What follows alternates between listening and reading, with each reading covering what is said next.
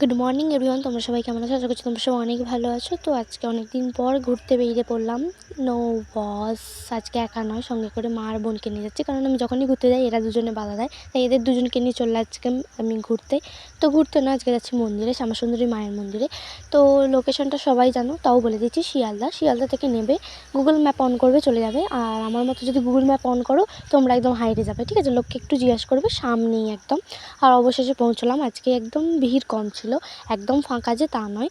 তো আমি এখানে একটা দিমাগ ইউজ করেছি, যেটা আমার গোবর গণেশ দিমাগ।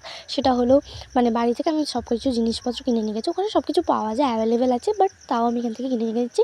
যেহেতু আমার বাড়ি জনায়, তো জনায়ের মনোহরা নিয়ে গেছি, জবা ফুল নিয়ে গেছি, মানে লোকের কাছ থেকে জবা ফুলগুলো এর কাছ থেকে নিয়ে গেছি, ঠিক আছে? আর আমার নিজের কাছে একটু জবা ফুল ছিল, যাই হোক, এত ডিটেলসে না বললেও চলবে।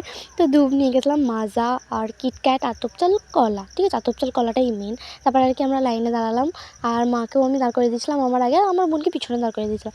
বড্ড একদম বদমাইশ মেয়ে, ঠিক আছে? যাই হোক, তো তোমাদেরকে দেখাচ্ছিলাম, তো লাইনটা দেখাচ্ছি, দেখো কত বড় লাইন।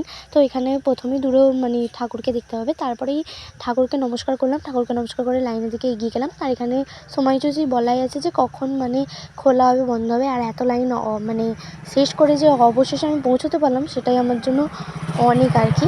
তারপরে আর কি আমি তোমাদেরকে হ্যালো হাই করছিলাম, মানে আমার এই ডালাটা নিয়ে তারপর আমি ভেতরের দিকে পৌঁছে গেলাম।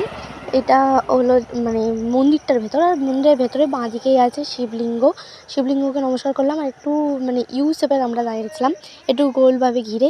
তারপরে মেন মন্দিরে ফোকাসে আমরা ঢুকলাম, আর 2-3 জন এখানে ড্রয়িং করে মায়ের ছবি দিয়েও গেছে। তারপর আর কি ঠাকুর দেখতে দেখতে আমরা ভেতরের দিকে ঢুকলাম, আর দেখলাম এখানে ভোগ দিচ্ছে খিচুড়ি আর আলুর দম।